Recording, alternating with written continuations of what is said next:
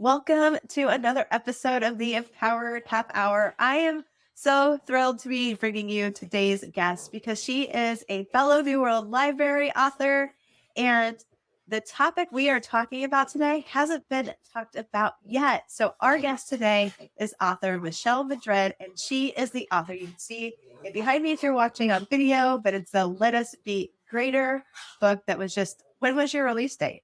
October 3rd of 2023 just came out. It's brand new.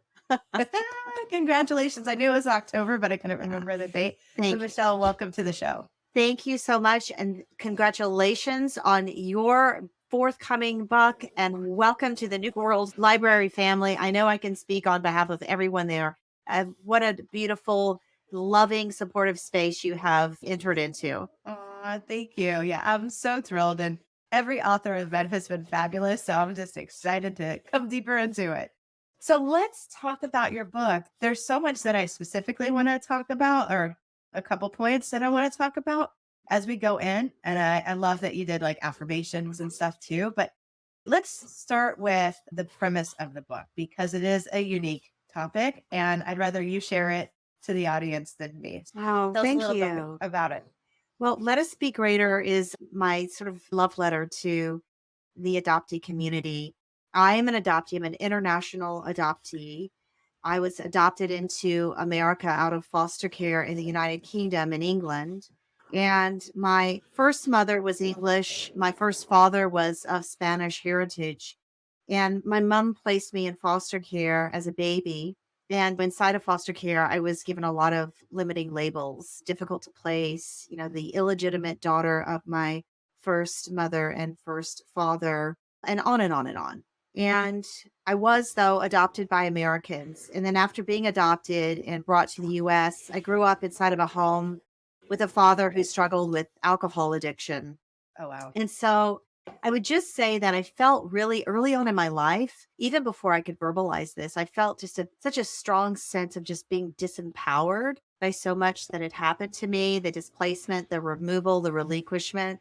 And I really struggled with that. I can remember many years after being adopted when I went back to England on one of the reunions I had with my first mom. And there were many over the course of my life after about my mid-teens. There was a moment, and I write about it in the book, where my first mom, my mom, shared with me the original relinquishment letter. And I had a copy of it, but I'd never held the actual original letter. And I remember looking at that letter and feeling the imprint of her signature, relinquishing her rights to raise me. And I remember saying to her, "This hits really different, Mom, holding this original letter, because I think when you relinquished your rights to raise me, I may have relinquished my rights to love me. And my journey has been trying to get back to that place of love within." And so this book Wow. is really that journey back to love within, coming home to ourselves, the themes of that, reuniting with ourselves on the deepest levels. That the title itself, Let Us Be Greater, is also deeply personal because I'm an adoptee who was adopted. I have a now 14-year-old daughter who was adopted from Ethiopia. And when I was in Ethiopia holding her for the first time, I learned the translation of her Ethiopian name, Tiblet, which means let her be greater. Let her come first. Let her be more than the broken circumstances of her earliest story. And that really hit me because as I was holding her, I thought, I can see her promise. I can see all of her potential, but I can't see that in myself. And I don't know why. And I need to do the work of finding a sense of worth and learning how to be authentic in who I am, coming back to a sense of true identity. And that moment in Ethiopia really sparked the journey. And so I can definitely say that Let Us Be Greater is sort of that call to action. It really is for other adoptees and beyond that, anyone who has ever felt that sting of rejection and abandonment in their life that can really cause us to spiral into places of feeling so unworthy in our lives and living on the margins in our life. And this is all about coming back to our truth and standing in that truth of who we are and what we're here to do in this world. Yeah, I really resonate with so much of what you said and got the goosebumps in my eyes teared up when you were going through the Oh, meeting. And I'm glad that we waited till we recorded for you to share that because it was very impactful receiving that. One thing that came to my mind is that you have this very unique perspective that you've been an adoptee and that you've been adopted. So you can get a sense of what you went through and where some of those gaps and pains were, and then potentially how to prevent your daughter from feeling some of the same. What I really like about your work too is that you're addressing the fact that, as I was reading your book, that no matter what, there's going to be this void or emptiness that you're going to have to overcome and replenish your own self-worth. So I would love for you to like talk about that a little bit because I was really fascinated by that when I was reading it. yeah, thank you so much. It is quite an enriching, I think, experience to be an adoptee who is also raising an adoptee. But I think that what's most important and what I would coach anyone who's parenting an adopted person is to really understand that a loss had to happen before adoption could ever occur. So I believe that adoption is rooted in loss. And I think there's no shame in saying that. It's just the truth. Something had to come apart before something else could come together. And so our children, just as I entered my adoptive family, my daughter entered her new surroundings with a story, not as a blank slate, but with a country, a culture of origin, a first family, first ancestry, first language. All of these things are woven within the very fabric of who she is. And so, what I have learned as an adoptee is that it is so important to honor that. My parents didn't know that when I was growing up. It was like, well, that doesn't exist anymore. That was then. This is now. You focus on right here, right now, and you're just be grateful. But what happened with that whole sort of just be grateful narrative is that my own feelings, truths, questions, concerns, Yeah. emotions got muted down. And I don't ever want that to happen in my experience with my daughter. I want her to know that the loss that she feels, those feelings are real. We have to feel things in order to heal things, and Yes, that that's a good saying. it's so true, and that we have to embrace our fullest story if we're going to be the fullest, greatest version of who we're here to be, and that everything that came with her as a baby, those things that are still within her, are honored and valued by me within this family as her mother. I see her and I want her to be everything that she's here to be, not who I want her to be. I want her I to love feel that. free to discover all that she's here to be and all that she's here to do. And I think that those are sort of nuances that I didn't experience growing up because my parents didn't have that sort of framework. I'm very grateful that I've done the work to bring me to a place today where I know how important that is as an adoptee. So a little earlier, you mentioned speaking to the adopted parent, but let's just speak to the adoptee for a moment.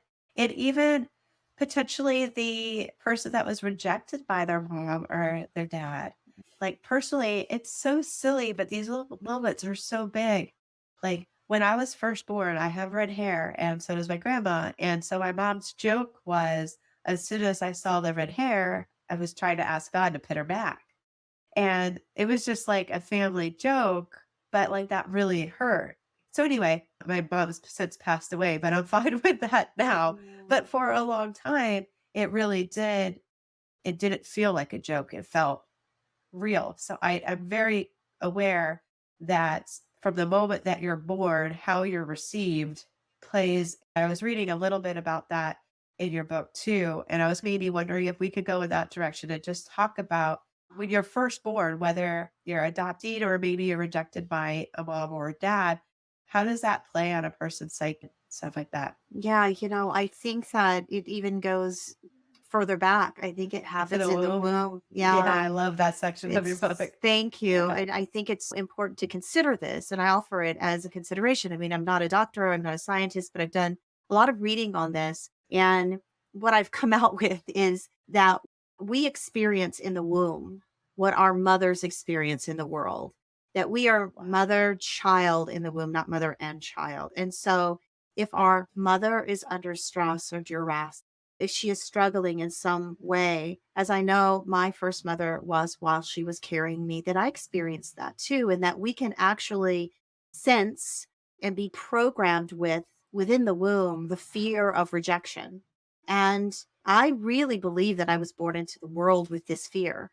After I was born and left in foster care, I lost a considerable amount of weight. And the doctors in my foster records said, oh, everything was fine. But that's not possible. I was a baby who knew innately that she was losing her mom. And I think that loss of weight right after I was born was my attempt before I could verbalize things to process this sense of grief that I was experiencing inside of my very young self. And so I think what happens in the womb and right after we enter the world does matter because we can feel that sense of rejection, a sense of somehow maybe being not wanted, not fully embraced into the life that we've been given. And that programming can cause this domino effect of how we feel about ourselves, how we show up in our lives or don't show up in our lives, how we engage in relationship, whether that's romantic or For platonic, sure. the dreams that we have, there can be just a sense of not being worthy of what we are innately worthy of, but moving through those limiting beliefs and those thoughts and those sort of behavior patterns that really are all rooted in a survival mechanism of staying safe is really key for adoptees. And oh my goodness, anyone who has experienced that very early on rejection or sense of maybe just not being enough. It's a very Yes. painful thing. Yeah. You hit a couple things that really resonated with me. Disconnection from our innate worthiness, but specifically you had mentioned rejection. Mm. And it's interesting because even though I had a mother who loved me and all that stuff, that thought, just that one sentence, that joke, ruminated over and over again in my head. And it did give me a sense of being an outcast, of not maybe fully fitting in. And as I've done, I'm a Kundalini yoga teacher too. So there's two things that I want to share. But as I've done my certifications and shadow work and trauma and Kundalini and all this stuff, when I did my own work, rejection was my number one like shadow quality. And I just wanted to like reinforce that for the listeners too, is that there's a theme happening in this conversation. So if you are resonating with what we're saying, just know that you're not alone. Yeah, I'm so grateful that you said that because the fact of the matter is, adoptee or non adoptee, there are about a million gazillion ways that we can feel in this life rejected and shattered by that rejection and on the floor. And so I like to think that what I do offer in this book, not only for adoptees, but can also meet a non adoptee along their own journey of healing if they have felt that sort of bitter sting of rejection or just not being fully embraced, not enough by parent within family structure or the myriad of other ways we can find ourselves feeling rejected in this life. Yeah, I know that's really beautiful. There was another thing that you said that I wanted to continue the conversation on too, is that this whole womb part of the experience. And in Kundalini Yoga, it's taught that the soul enters the womb on the 120th day. And I always thought that was so fascinating, but I've really never been in a position to have a conversation around it. So when I read your woo work, was hoping that we would be able to talk about the womb, but I really do believe that the baby and the mother get connected there. And what the mother is experiencing, the baby also experiences. And I think that's also just a conversation that's not said out loud a lot. And it is really important as we have all these listeners tuning in right now that there is a womb baby mom connection that's taking place. And there's the positive side of that. If you haven't had kids yet, or if you're still going to have some more, you can be very conscious around that. And then there's the other side to whether you were adopted or had a sense of rejection or stuff, you can just know that this has been with you a long time. And Michelle was saying, you have an innate worthiness to you. And I would love for you to continue off of what I'm saying, but you do have an innate worthiness in you. There is nothing that makes you less than just because the conditions you were born into were less than ideal. So I don't know what you want to say off that, but I just felt it was important to talk about. Well, it's so good, Becca. I mean, that's so good because our circumstances do not identify us, that those broken places can't define us unless we allow the limiting beliefs and the limiting thoughts to take root and grow all over us and imprison us in some way. When you think about it, I had so many limiting beliefs about my story and what that meant for my own innate worth. The thoughts that I had, which are the building blocks of our beliefs, beliefs are the thoughts that are on repeat. We think them repetitively and consistently Yes. over and over again. And then it just becomes the way we see the world. And it becomes the way we see ourselves. And so I think getting back to that sort of womb work, like you're talking about the soul, I want to look that up, the soul entering on the 120th day. That's Right. Yeah. fascinating to me. So thank you for sharing that. But I think it's really about getting back to the essence of who we are and seeing ourselves not defined by these circumstances and understanding that we don't have to push to achieve in this world in order to prove our sense of worth. And I think that happens when you feel that sort of innate sense of unworthiness. Something happened in my life. Oh, it must have been me. Like I used to think, I don't know what I did to make my parents leave, but I had to have done something because why would they go? And so I carried out this relentless campaign of shame and self blame. And I was just brutal to myself with my thoughts and my words. And then at some point, I realized, wait a minute, I had a life coach who said to me, Michelle, if you just sat in the chair that you're sitting in right now and did nothing more for the rest of your life than sit there and breathe, you would be enough. And it really Wow. hit me because obviously I'm not going to sit in one chair for the rest of my life and just breathe and that's it, right? But what she was saying was it rang on such a beautiful, true, pure level that I am enough because I'm here. I'm this soul moving through this life in this physical experience. I'm here to learn. I'm here to move through the limiting beliefs and bust through those things so that I can truly live my life soul forward in a way that is of essence. And what I mean by that is just the pureness of who I am. And I had an adult adoptee a few months ago, gentleman who reached out to me. He said, you know what? I'm in my 50s. And he listed off all of his successes in his career and in the sports that he is very proficient at doing and everything. He said, I can tell you what I am, but I cannot tell you who I am. And I think it Oh, may wow. have something to do with me feeling rejected in my life and this sense of needing to prove who I am. And so I think that's the question. We often, as achievers, for instance, I'm an achiever. I Identify. can, right? I want to check off all the, well, this is what I am and this is what I am. But I want to know who I am. And I think when I really started looking in the mirror and saying, who are you? Who are you? I want to know, I want to really know this woman that I'm moving through this life as, right? I Yes. want to be her own best friend and I want to honor her and fill her up.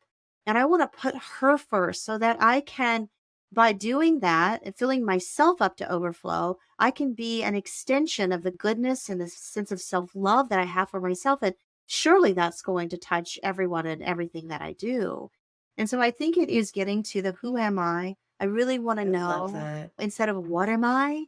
And allowing yourself to really dive into this truth, not just fact, but truth that you are enough as you are because you have breath, right? Because you have breath, you have promise. Lean into that.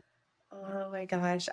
Because you have breath, you have promise. Listeners, that is such a beautiful one-liner that I hope you're receiving because Michelle's absolutely right. Just because you're breathing, you have promise. Just because you're breathing, you are worthy. Just because you are breathing, you are enough. And Michelle, really loves the angle of your work because it feels so genuine and authentic and tender but yet powerful and transformative. And thank you for putting your work out there because I'm receiving it and it just feels beautiful. I'd love to ask you, and again, who's this from you? But why are you so passionate about this work? I think there are too many people out there in the world who feel so bruised by rejection and that sense of just not being enough. And I want to think that I can do my part to help them. Truly, I like to say this, but come home to yourself. Think of it as that Sure. light that's on the front porch, and you're being directed back to that inner light within yourself, and that place where that feels so familiar and so true because it's who you are. And beyond that, far too many adoptees have suffered, I think, over the decades in silence, not openly able to express their feelings, their emotions, their sense of loss, and the validity of grieving that loss. Adoptees are 4 times more likely than non adoptees to unalive themselves. And that is That's rough. the truth of what we're looking at. And so we must, not just as an adoptee community, but as human beings on this planet, get to a place where we feel safe and safely held to express the truth of our experience, whatever that looks like, to share our perspectives and to truly get to those places of loss within us, those places where we feel disconnected from our power because we've been at some point disconnected from a sense of worth, and plug back into those places. I think that's how we heal humanity. I think that's how we heal the planet. We got to move into a new age of plugging Yes. back into our truth, therefore, plugging back into our own personal power and doing the work we are uniquely assigned to do while we're here. I couldn't agree more with that. I'm filled with goosebumps, but I am just a huge advocate that we are all born with a unique set of gifts, strengths, talents, obstacles to overcome. And for my own journey, I didn't really get to see the value and the beauty of myself and my gifts until I was able to look at what I've been through a more compassionate lens. Yeah, absolutely. To hold yourself tenderly, to have that space of self compassion, and to really look at your life experience, not, I like to say, scars, flaws, and all. I want to look at all of it and hold Yes. myself tenderly and to truly understand that the obstacle is indeed the way. Without those moments, it's that saying life happens for us and not to us. That's hard sometimes to get at because a lot of times life happen feels like it's really happening to me. But Sure. how might it be happening for me? How might this be here to teach me something I need to know, to show me a different way forward, to grow me into the person I'm here to be? And so if we can look at life as this was hard, but it happened for me, not to me, then everything in this life is gift. Everything, Yes. even the hardest, Yes. darkest moment can be gift if we're willing to see it as such. And I think that's how we shift sort of our lens. Let's be honest, sometimes we do need to shift the lens of how we're looking, what we're looking at our life experiences as. But And what you said 1000%. though is doing that tenderly and with compassion is so key. So thank you for saying that and sharing that. It's Yeah. beautiful. And you're welcome because it comes from a very, for me too, just a very real place. Because in my own personal journey, rejection was the thing that I was most trying to avoid. Mm. And in doing so, I most set out, guess what? Acceptance and validation. And every time I did, I might have been an excellent achiever. I have gold stars, awards, MVPs, all these things. But each time I made a move to get a pat on the back, I left a part of me somewhere else. Oh, I had to do a reclaiming of myself because I actually worked myself into a physical breakdown, mm. is my story. But I love that this conversation of rejection has come up because I think it's like that hidden quality that a lot of us try to avoid. Yeah. And how do we do that? Let me be perfect at everything. I was a chronic people pleaser, and it's one of the pain Yes. points that I write about in the book. I learned over time that chronic people pleasing, it's self abuse. When I'm hurting Yes. myself in order to make someone else happy, that's not a good trade at all. But we do that because the fear of rejection is so it's biting at So our high. heels, right? Yes. And so, how do we stay safe? It's the survival mechanism. It's fight or flight. How do I stay safe? Or I need to please this person. I need to please. I was so afraid that if I didn't please my adoptive mother, I would be sent back somewhere.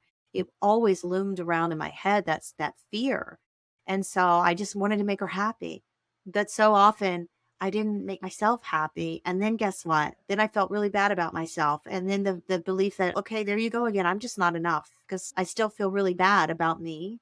So I don't even trust my own decisions. And it's just a domino effect. And It so is. coming It back to is. that place of honoring yourself first, the honoring of self is really important. That doesn't mean that you don't show up for those you love, but it does mean that you also show up for you. And you Air should, five. right?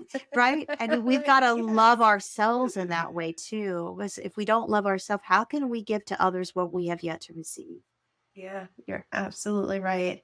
That was so beautifully said. And I'm sad because we're at the 30-minute mark and I feel like I can keep going. Oh my gosh, I love you. I know. I love you. I'm not, We can keep going. But I would love for you to share with the audience, how can they find your book? How can they find and follow you? So, Michelle, the floor is thank yours. you. TheMichelleMadrid.com is my website. You can learn more about my new book, Let Us Be Greater, there. And it's available anywhere books are sold. And you can come connect with me on Instagram. That's where I hang out the most, at the Michelle Madrid. I would love for you to come and join my community and join the conversation and just be a part of this. I think this evolution You- of I was gonna plugging say, you back almost have a in. movement too.